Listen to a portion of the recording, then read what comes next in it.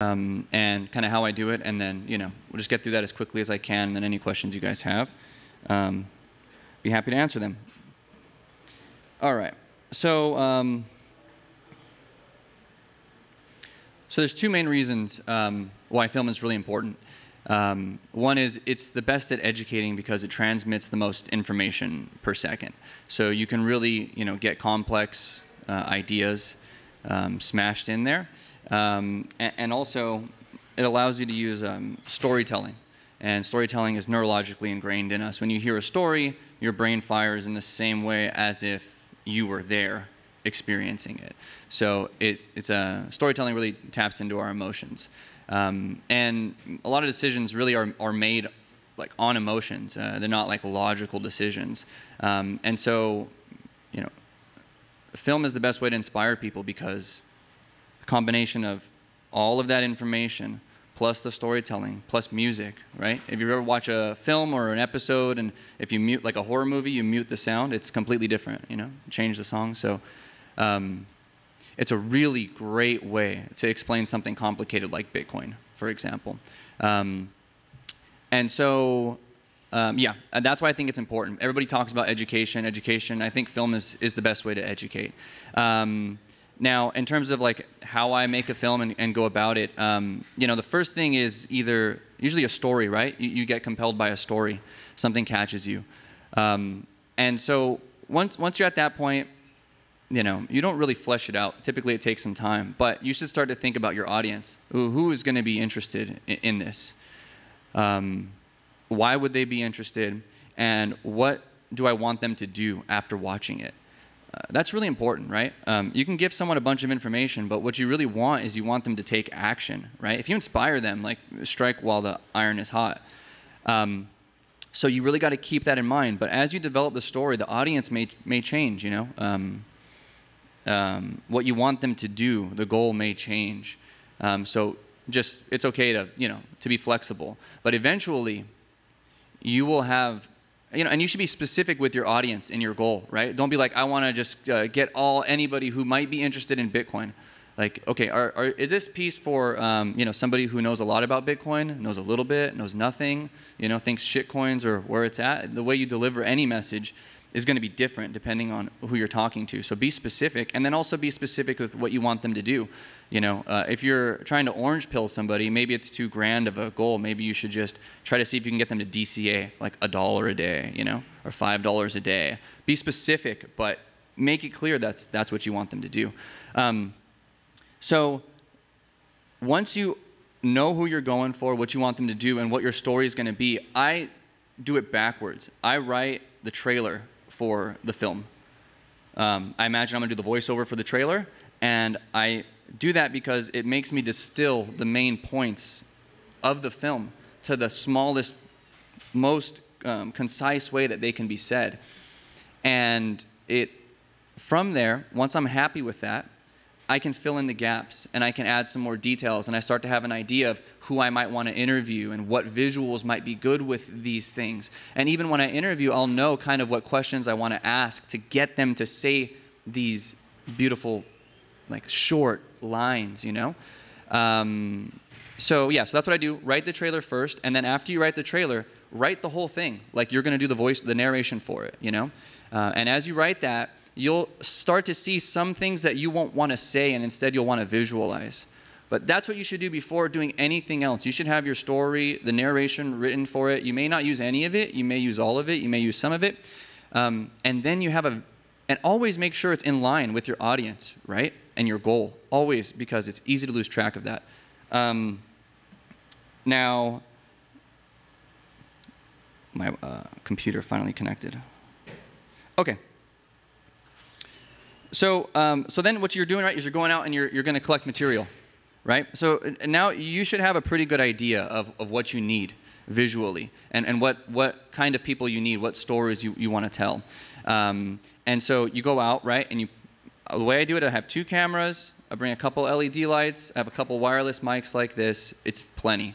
And I talk to people for usually 30 minutes or an hour. I have an idea of the questions I'm going to ask them because I have an idea of what I want them to tell me. I don't want them to be dishonest, but I have an idea of how I think is the best way. So you're going to pick up all that stuff, right? You should probably go out and do something fun with them, capture different emotions of their face. You're probably going to need that for different things. And then once you've interviewed everything, right, and you've picked up all this material, you're going to want to scrub through everything. Now, the voiceover stuff, I would recommend getting it transcribed. There's a tool called Temi, Temi.com, and you can pay like 10 cents a minute or something like that, and it'll transcribe and timestamp all of your interviews. So you can just read through it much more easily than you can watch all the things, and you can kind of see what messages you like, right? I'll talk to somebody for 45 minutes and use 30 seconds of what they said. So really, you want to go through your voiceover and find those gems, right? Don't be redundant. Like, just be concise and specific. And voiceover is always first. You always want to have the message first. Then from there, you're scrubbing through your footage, right? And it's the same process. You're really going through, you're scrubbing through all the footage that you have, and you're looking for the gems. Again, like, you know, an 11-minute film that I made, I probably have, you know, I don't know, maybe 100 hours of film, you know? Just because I like to capture everything and then just have way more than I need to work with. And you know, while you're doing this, don't be afraid to change the chronology of the story. You know, you may find like one thing was very, very powerful, one interview or something like that. Put that up front. You know, whatever gives you the goosebumps, whatever made you cry, or whatever made you feel really good, put that up front. And don't be afraid to play with the chronology. Like Quentin Tarantino does this kind of stuff, Pulp Fiction, like just have fun with it, you know, as long as it makes sense. When you interview people, like, be provocative, you know, try to get a little bit of emotion from them, you know. It goes a long way. Okay. Now, in terms of music, music is really important. It can make or break a piece. Like, if you have a music that's way too epic, but the shots aren't that epic, it just looks bad, you know? If you're going to do something really fast-paced music, you better have a lot of different clips to use to make it look good. Otherwise, use a more slower music, you know? And I use videohive.net, $10, $12, whatever. I spent like $80 on all the music in the film. No big deal at all. But yeah, just pay attention to that. It can really, if you go too, you know, too emotional or too epic, it can distract people. I edit in Premiere Pro. Adobe After Effects is great. You can get stuff on videohive.net. They sell like templates of like quotes and all different kinds of projects that people have already animated, and you can drop in your footage, save you a ton of time. They have YouTube videos if you've never done it before. It's super, super, super easy. Now, in terms of like creativity, if you don't feel like you're at the top of your industry yet, or you can really produce something of quality, if you have some doubts in yourself, I would say like try to copy other material that you that inspires you, that you think is good. Just try to like imitate it for a second, right? When people learn to play guitar, a lot of times they learn other songs, and then eventually they write their own songs. So it'll teach you how to analyze something, right? There's not a lot in film. It's light, sound, and angles. It's pretty much it. You can look and see where the lights are based on the shadows. So try to replicate that. And if you can, then you're probably gonna be fine, you know? And then if you can, then just have fun and be yourself and have your own unique perspective. Like, just being different will get you attention, you know? That's why you'll see me. I'm always like fucking like real low on the ground and shit. Like, no one ever shoots that low, and you never look at things that low. It's just, it looks different. Okay. Walk away when you're forcing it. Like, if it's not fun anymore, or you feel like you're struggling, just stop and do something else, forget about it, and then work on it again when you're feeling pulled in to do it, because otherwise, it's not going to be as good as it could be, and it's not fun, and it should be fun. Be true to yourself, right? Like, if you think something should be in a film, but you think other people are going to, you know, be upset about it or something, you know, I say just be true to yourself. If you think it's honest, if you think it should be there, put it there. You'll be surprised. Like, a lot of people will respect, like, say that they appreciated that, you know? A lot more people than your heroes will like actually criticize you. Like the film, people said my film was like political. I don't see it political whatsoever. I'm listing the facts very simply, and no one can deny the facts that I listed, but somehow it's political, but I don't care. Remember who your audience is and what you want them to do. I've said it 2 times, but seriously, it's so easy to lose track of that, man. I've run so many projects with companies, and they lose track of that. I can't believe it, but it's so simple. Who are we showing this to? What do we want them to do? Okay. Okay, distribution. If your stuff is Bitcoin focused and Bitcoin up front, it's going to be hard to get to like a large audience. Okay, look at Bitcoin Magazine. Look at some of these other like the biggest Bitcoin media outlets. If you look at their YouTube views and stuff, like it's not a ton. You know what I mean? So in my opinion, if you're going to have Bitcoin up front, it better be for hardcore Bitcoiners that are looking for something new. Otherwise, you should do it in some sly roundabout way. You should focus on some other topic and then weave in Bitcoin in the back end. That way people that have a preconception of what Bitcoin is doesn't just get scared away right away, you know? Yeah, okay. So in that light, you know, either, yeah, do that, focus on another topic first, or like shoot for a huge platform. I mean, people got to see what you make, you know? I mean, I feel like I did a really good job. People have said really nice things to me. And honestly, a lot of Bitcoiners here hadn't seen it, right? So it's hard to actually get people to frickin' see the thing. So that's going to be difficult. If you can make a relationship with a big platform, though, like Netflix, for example, I would love to put something like this on Netflix just for the sheer number of people that would actually sit down and watch something for 60 minutes on their couch in their bed. I don't care about making any of the money, right? Because it doesn't matter. The more people that see it, the more people will want to work with me. And it's a win-win-win, right? And the more people that understand El Salvador's story and that will come here, and that's the fucking point. That's why I made the thing, right? My audience is anybody who would be inspired to come to El Salvador, and I want them to come to El Salvador. And it's fucking happening, right? I stayed focused. Okay. Yeah, I covered that. Okay, equipment. So I have 2 Canon R5s. They're like one of the newest DSLRs. They're mirrorless, whatever. They're like $4,000 just for the body each. Okay.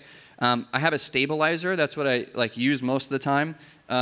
It's like $1,000. It's called a DJI Ronin S. There's like S2 and some new ones, but they fucking suck. I don't know. If you can get the original one, then I would do that. Lenses, I usually use like a 50 millimeter or an 85 millimeter. I don't go very wide. I like to do stuff kind of tight. I don't know, whatever. It's just my style, I guess. I got these 2 like wireless mics. They work great. Like you just stick them on up here. A lot of people make the mistake to put them like here and they flop around and shit. Don't do that.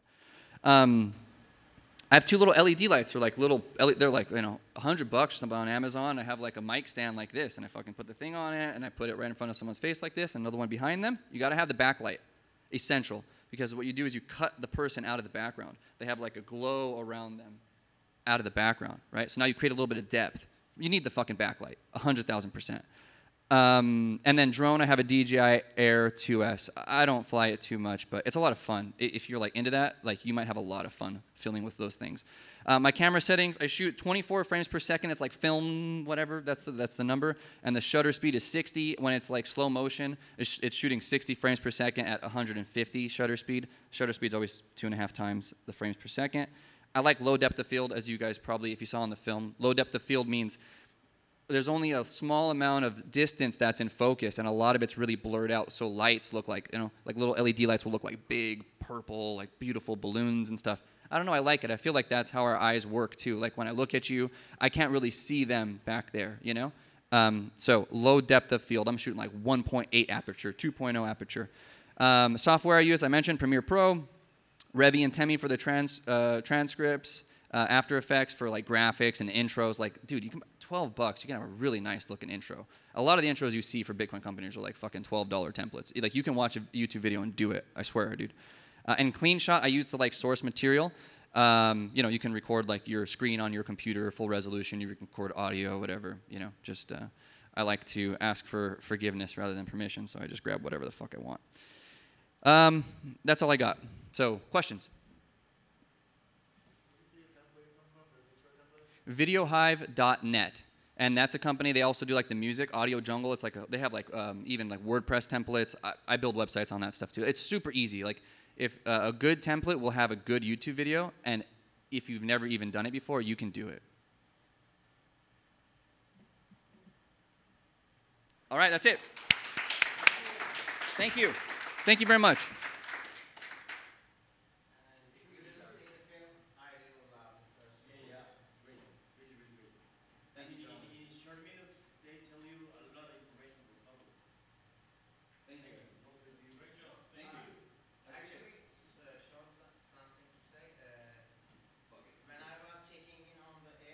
Yes. And I was like, this lady from El Salvador. I was like, oh, how do you know all our story? I said, I watched the documentary. That's awesome. And she was surprised how much I knew about the country. Yeah, it's awesome. I had a couple Salvadorans come up to me yesterday after watching the screening and were like just saying, hey, I lived through this, and this is kind of what happened to me. And one lady even had like her son here who came because of Bitcoin, but I think he grew up in the U.S. and she's like, he doesn't understand. He comes here and thinks like, it was like this, but it was not like this at all. And she's like, I don't want him to live a life like that. And she's so, hopeful. So it's awesome, man. Like that's been the best part is like all the Salvadorans that are just like glad that people are hearing their story. So it's been awesome. Like a lot of people have been really inspired, and I think there's no reason why there's not going to be, at least tens of thousands of dollars that'll go into like kind of marketing this thing out a bit. I'm going to convince some of these Bitcoin companies that let's just get people to fucking see this thing. It might not cost that much to have 1 million people see it. Let's just make sure every Bitcoiner sees it, every Salvadoran sees it, pay for the ads, fuck whatever. It might cost 50 grand for 1 million people, or less. It's a no-brainer. So it's going to happen. A lot more people are going to learn the story of El Salvador. So, all right.